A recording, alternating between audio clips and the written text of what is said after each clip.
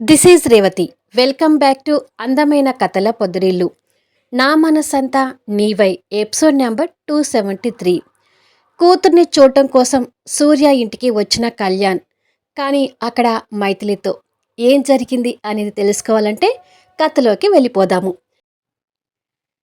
Kalyan cherry రావడం చూసి రండి కళ్యాణ్ గారు అంటూ సూర్య వాళ్ళకి ఎదురు వెళ్తాడు.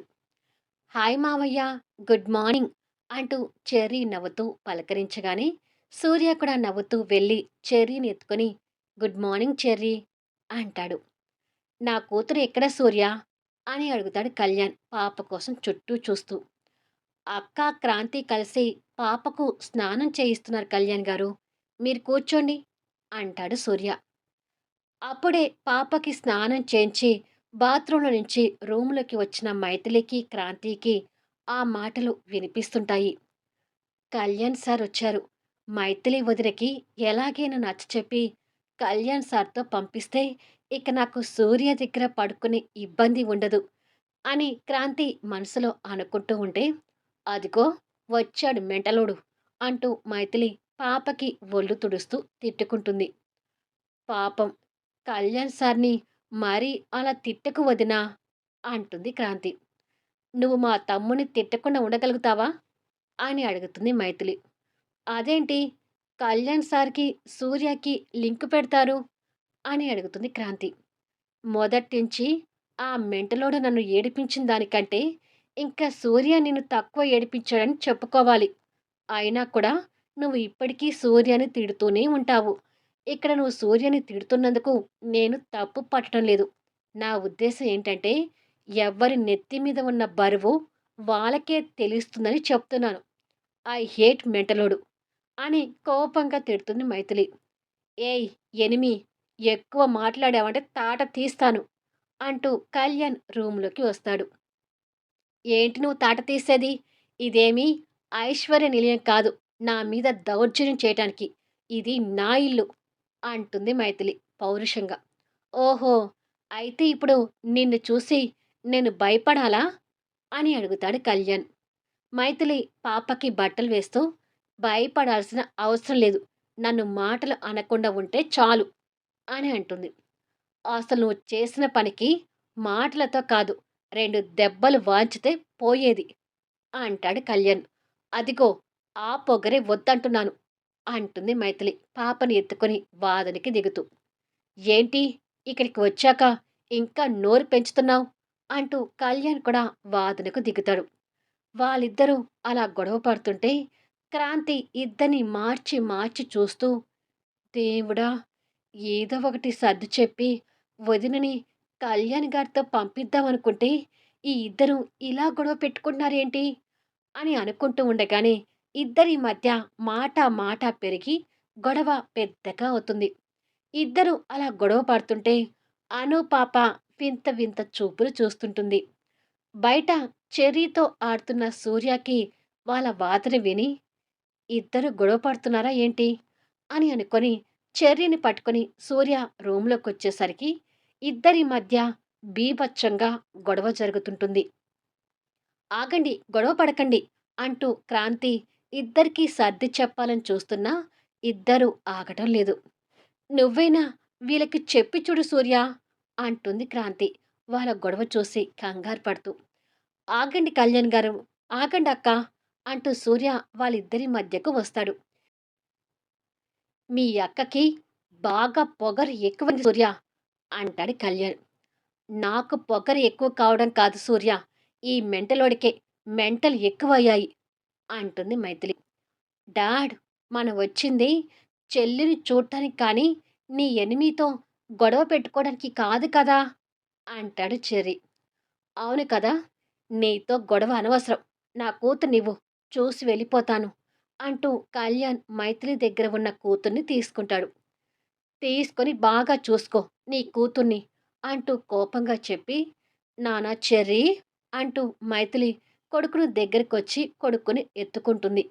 ఇద్దరు పిల్లల్ని మిస్ చేసుకునేసరికి ఎమోషనల్గా వాళ్ళని ముద్దాడుతూ ఉంటారు. వామ్మో, వీళ్ళిద్దరి మధ్య మామూలు గొడవ జరగట్లేదు కదా అని అనుకుంటాడు సూర్య.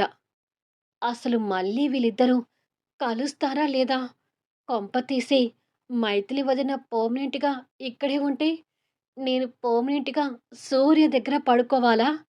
అనే ఆలోచనలో క్రాంతి ఉంటుంది. ఫామ్ హౌస్‌లో ఈశ్వర్ చెప్పింది విని జెస్సీ షాక్ అవుతూ, ఏంటి? కళ్యాణ్, మైథిలి విడిపోయారా? మైథిలి సూర్య వాళ్ళ ఇంటికి వెళ్ళిందా? అని కంగారుగా అడుగుతుంది. నేను గుడ్ న్యూస్ చెప్తే నువ్వేంటి అంత కంగారు పడుతున్నావు? వాళ్ళిద్దరు విడిపోయినందుకు నేను రాత్రంతా మందు మత్తులో మునిగిపోయాను తెలుసా? ఇన్కమ్ ట్యాక్స్ విషయం బయటపడి మీ నాన్న జైలుకు వెళ్ళినా వీళ్ళిద్దరు విడిపోయారనుకొని నేను ఎంత సంబరంలో ఉన్నానో తెలుసా? సంతోషంగా ఈ విషయాన్ని నీతో పంచుకోవడానికి పొద్దున్నే నిన్ను కలిస్తే నువ్వేంటి అలా షాక్ అవుతున్నావు? అని అడుగుతాడు ఈశ్వర్. నీ బొంద! సీతారాముల్లాగా మెలిగే ఆ ఇద్దరు విడిపోయారంటే నేను నమ్మను అంటూ జెస్సీ కోప్పడుతుంది. ఆ మైథిలిని నేనే కారెక్కించి వస్తే ఇంకా నమ్మడం లేదంటావేంటి? అని అడుగుతాడు ఈశ్వర్. నో! వాళ్ళు విడిపోవడం అనేది ఇంపాసిబుల్ అంటుంది జెస్సీ. నీ బొంద! వాళ్ళు విడిపోయారని చెప్తుంటే ఇంకా ఇంపాసిబుల్ వంకాయ అని మాట్లాడకు అంటూ కోపగించుకుంటాడు ఈశ్వర్. నీ బొంద అన్నందుకు ఈశ్వర్‌ని కోపంగా చూస్తూ ఏంట్రా మాటలెక్కువవుతున్నాయి అంటుంది జెస్సీ. అంటే నువ్వు కూడా నన్ను నీ బొంద అన్నావు కదా! చెల్లికి చెల్లులే అంటాడు ఈశ్వర్. ఇంకొక్కసారి మాటలు జారావంటే పళ్ళు రాలగొడతాను అంటుంది కోపంగా. ఎహే! మన గొడవ గురించి ఆపు. వాళ్ళిద్దరు విడిపోయినందుకు ముందు ఆ గుడ్ న్యూస్‌ని ఎంజాయ్ చెయ్యి అంటాడు ఈశ్వర్. కానీ జెస్సీ సూర్య ఇంటిని పూర్తిగా గుర్తు తెచ్చుకొని మైథిలి వెళ్ళి ఆ ఇంట్లో ఉంది అంటే రాత్రి క్రాంతి ఖచ్చితంగా సూర్య రూమ్‌లోనే పడుకొని ఉండాలి. అంటే సూర్యని, క్రాంతిని కలపడానికి కళ్యాణ్, మైథిలి ఏదో డ్రామా ప్లే చేస్తున్నారట్టుంది అని అనుకుని కంగారు పడుతుంది. ఇక్కడ మాత్రం ఎనిమి, మెంటలోడు మళ్ళీ గొడవ పడుతుంటే సూర్య, క్రాంతి వాళ్ళిద్దరి మధ్య గొడవని సద్దుమణిగించలేక తలలు పట్టుకుంటే స్కూల్ యూనిఫామ్‌లో ఉన్న చెర్రీ, క్రాంతి చేతిలో ఉన్న అను పాప మాత్రం పేరెంట్స్ గొడవని వింతగా చూస్తుంటారు. "ఏం మెంటలోడా! నువ్వు మాటలంటే పడటానికి నేనిప్పుడు ఐశ్వర్య నిలయంలో లేనని చెప్పాను కదా!" అంటూ మైథిలి గొడవ పడుతుంటే, "నువ్వు ఎక్కడున్నా నువ్వు చేసిన తప్పు ఒప్పు కాకుండా పోదు కదా! నువ్వు చేసిందేదో చిన్న తప్పు అయితే ఊరుకునేవాణ్ణి. కానీ మీ అన్న మాటలు విని కొంపలు మునిగేలా చేశావు" అంటాడు కళ్యాణ్ కోపంగా. "మా అన్నయ్యని కొట్టి నీ పగ తీర్చుకున్నావు కదా! నువ్వు ఎప్పుడూ అంతే. ఈశ్వర్‌ని ఏ రోజు కూడా మనిషిగా చూడలేదు. ఏం? నా బంధువుల మీద నాకు ప్రీతి ఉండదా?" అని అడుగుతుంది.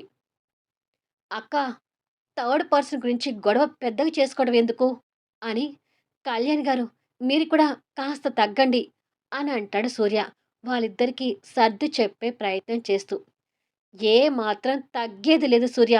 మీ అక్క దగ్గర పొగరు చాలా ఉంది. అదంతా దిగిపోవాలి" అంటాడు కళ్యాణ్. డాడ్! నాకు స్కూల్ టైమ్ అవుతుంది. కావాలంటే నన్ను స్కూల్ దగ్గర డ్రాప్ చేసొచ్చి మీ ఎనిమితో తీరిగ్గా గొడవ పెట్టుకోండి. ఇప్పుడైతే వెళ్దాం పదండి డాడ్ అంటాడు చెర్రీ. అవును కదా నాన్న! ఈ ఎనిమితో గొడవ పడుతూ నీ స్కూల్ సంగతి మర్చిపోయాను అని క్రాంతి దగ్గరున్న అను పాపని ఎత్తుకొని కళ్యాణ్, చెర్రీ ఇద్దరు పాపని ముద్దు చేస్తారు. బాయ్ చెర్రీ అంటూ మైథిలి చెర్రీకి బాయ్ చెప్తుంది. బాయ్ అమ్మా అని చెర్రీ తల్లి బుగ్గన ముద్దు పెట్టి తండ్రితో కలిసి వెళ్ళిపోతాడు. మెంటలోడు ఇక్కడికి వచ్చి కూడా మెంటల్ వేషాలు వేస్తున్నాడు అంటూ కళ్యాణి కోపంగా తిట్టుకొని క్రాంతి చేతిలో ఉన్న పాపం తీసుకొని అక్కడి నుంచి వెళ్ళిపోతుంది మైథిలి. ఓహ్! పెద్ద వర్షం వచ్చి వెలిసినట్టుగా ఉంది అని సూర్య అనుకొని అక్కడి నుంచి వెళ్ళబోయి ఏదో అనుమానం వచ్చి క్రాంతి వైపు చూస్తాడు. వాళ్ళ గొడవ చూసిన షాక్‌లో క్రాంతి చలనం లేకుండా కొయ్యబారి నిలబడి ఉంటుంది. తనని అలా చూసి ఆశ్చర్యపోతూ దగ్గరికొచ్చి, "నీకేమైంది?" అంటూ తనని పట్టుకొని కదిలిస్తాడు. దాంతో క్రాంతి ఈ లోకంలోకొచ్చి, వామ్మో! వామ్మో! వాళ్ళిద్దరు ఏంటి సూర్య అలా గొడవ పడుతున్నారు? అని అడుగుతుంది కంగారు పడుతూ. వాళ్ళ కాపురానికి ఏదో దిష్టి తగిలినట్టుగానే ఉంది అంటాడు సూర్య కూడా బాధపడుతూ. ఇంతకీ ఇలా ఎన్ని రోజులు మీ అక్క మన ఇంట్లో ఉంటుంది? అని అడుగుతుంది క్రాంతి. ఏయ్! మా అక్క గురించి అలా మాట్లాడుతున్నావేంటి? మా అక్కకేమైనా తినడానికి తిండి లేక ఇక్కడికి వచ్చిందనుకుంటున్నావా? అని సూర్య కాస్త కోపంగా అడుగుతాడు. ఎహే! ఛీ! నేను ఆ ఉద్దేశంతో అనలేదు. ఇది పెద్ద ఇల్లు అయ్యుంటే మీ అక్క ఎన్ని రోజులున్నా నేను అభ్యంతరం చెప్పకపోయేదాన్ని. కానీ మీ అక్క నా రూమ్ తీసుకుంది కాబట్టి ఇబ్బంది పడుతున్నాను. ఈ లెక్కన నేను ఎన్ని రోజులు నీ దగ్గర పడుకోవాలో తెలియడం లేదు అని అంటుంది క్రాంతి భయపడుతూ. ఓహో! నీకొచ్చిన ఇబ్బంది అదా? అని సూర్య మనసులో అనుకుంటూ ఉండగా, మైథిలి ఒక చేతిలో పాపని ఎత్తుకొని, ఇంకొక చేత్తో బయట ఆరేసిన బట్టలు తీసుకొచ్చి మంచం మీద వేస్తుంది. నేను తెమ్మంటే తీసుకొచ్చేదాన్ని కదా వదినా ఆ బట్టలు అంటూ క్రాంతి మంచం దగ్గరికొచ్చి పాప బట్టలు మడత పెడుతుంటే సూర్య మైథిలి దగ్గర నుండి పాపని తీసుకుంటాడు. నువ్వు ఈ బట్టలు మడత పెట్టాల్సిన అవసరం లేదు. ఈ పని నేను చేసుకోగలను. మీరిద్దరూ చేయాల్సిన పని ఇంకొకటి ఉంది అంటుంది మైథిలి. ఏంటో ఆ పని చెప్పండి చేస్తాము అంటుంది క్రాంతి. ఏ పని చేయాలక్కా అంటూ సూర్య కూడా అడుగుతాడు. ఈ రూమ్‌లో నీకు సంబంధించిన వస్తువులు, బట్టలు తీసుకెళ్ళి ఇంకా ఎక్కడైనా పెట్టుకో క్రాంతి. ఎందుకంటే ఈ రూమ్‌లో నా బట్టలు, నా కూతురు బట్టలు పెట్టుకోవడానికే స్థలం సరిపోవడం లేదు అంటుంది మైథిలి. అది విని క్రాంతి అవాక్కవుతూ బెదురుగా చూస్తుంటుంది. తను అలా చూస్తూ ఉండగానే మైథిలి అక్కడున్న సెల్ఫ్ దగ్గరికి వెళ్ళి క్రాంతి బట్టలన్నీ తీసి మంచం మీద వేస్తూ, ఒరేయ్ సూర్య! పాపని అక్కడ పడుకోబెట్టి ఈ బట్టలన్నీ తీసుకెళ్ళి ఇంకా ఎక్కడైనా సర్దుతూ క్రాంతికి సహాయం చెయ్యి అని అంటుంది. అది విని సూర్య క్రాంతి వైపు చూస్తుంటే, ఇవన్నీ నేను ఎక్కడ పెట్టుకొని వదినా అని అడుగుతుంది క్రాంతి ఫేస్ ఒక్కలా పెట్టి. హా! రాత్రి నువ్వు ఎక్కడ పడుకున్నావో అక్కడ పెట్టుకో. ఇక నుంచి ఈ రూమ్ నాది, నా కూతురిది అంటూ డిమాండ్‌గా చెప్తుంది ఎనిమి. క్రాంతి అది విని అదో రకమైన ఫేస్‌తో సూర్య వైపు చూస్తుంటే, తన మొహం చూస్తున్న సూర్యకి అసలు నవ్వు ఆగటం లేదు. కష్టంగా నవ్వు ఆపుకుంటూ, "ఈ పనైతే నేను చక్కగా చేయొచ్చు" అని మనసులో అనుకొని, పాపని ఓ పక్కగా పడుకోబెట్టి, మంచం మీద ఉన్న క్రాంతి బట్టలన్నీ చేత పట్టుకొని, "ఇంకేమైనా నీ వస్తువులుంటే తెచ్చుకో క్రాంతి. ఈలోపు నేను వెళ్ళి ఇవి సర్దుతాను" అని చెప్పి సూర్య అక్కడి నుండి వెళ్ళిపోతాడు. ఛ! అంటే ఇప్పుడు నేను మొత్తం ఇక సూర్య రూమ్‌లోనే ఉండాలా? అని క్రాంతి అనుకుంటూ ఉండగా, ఈ రూమ్‌లో నీ వస్తువంటూ ఏవి నాకు కనిపించకూడదు. ఎందుకంటే మా వస్తువులు పెట్టుకోవడానికి స్థలం సరిపోవడం లేదు. అంటూ అద్దం ముందున్న పౌడర్ డబ్బా, దువ్వెనతో సహా అన్నీ క్రాంతి చేతిలో పెట్టి, "ఇక వెళ్ళు" అని అంటుంది మైథిలి. వదినతో ఇక మరో మాట మాట్లాడలేక వాటినన్నీ చేత పట్టుకుని బుద్ధిగా సూర్య రూంలోకి వచ్చేసరికి బట్టలు సర్దుతున్న సూర్య చేతిలో బ్రా వేలాడుతూ కనిపిస్తుంటుంది. సూర్య దానిని చూస్తూ ఇది ఎక్కడ సర్ది పెట్టాలి అని అనుకుంటూ ఉండగా అది చూసి క్రాంతి ఇబ్బంది పడుతూ ఏ సూర్య నీకసలు సిగ్గులేదు అంటూ కోపంగా వచ్చి చేతిలో ఉన్న పౌడర్ డబ్బాలు పక్కకు పెట్టి సూర్య చేతిలో ఉన్న బ్రాని కోపంగా గుంజుకుంటుంది. మళ్ళీ నెక్స్ట్ వీడియోలో కలుద్దాం. జెస్సీ అనుమానం నిజమేనా? కళ్యాణ్, మైథిలి విడిపోవడం నాటకమా? ఈ క్రమంలో సూర్య, క్రాంతి మధ్య ఇంకా ఎలాంటి సీన్స్ రానున్నాయి? కథ నచ్చితే దయచేసి లైక్ చేయండి, హైప్ ఇవ్వండి, మీ అమూల్యమైన కామెంట్స్ షేర్ చేయండి. Thank you for listening.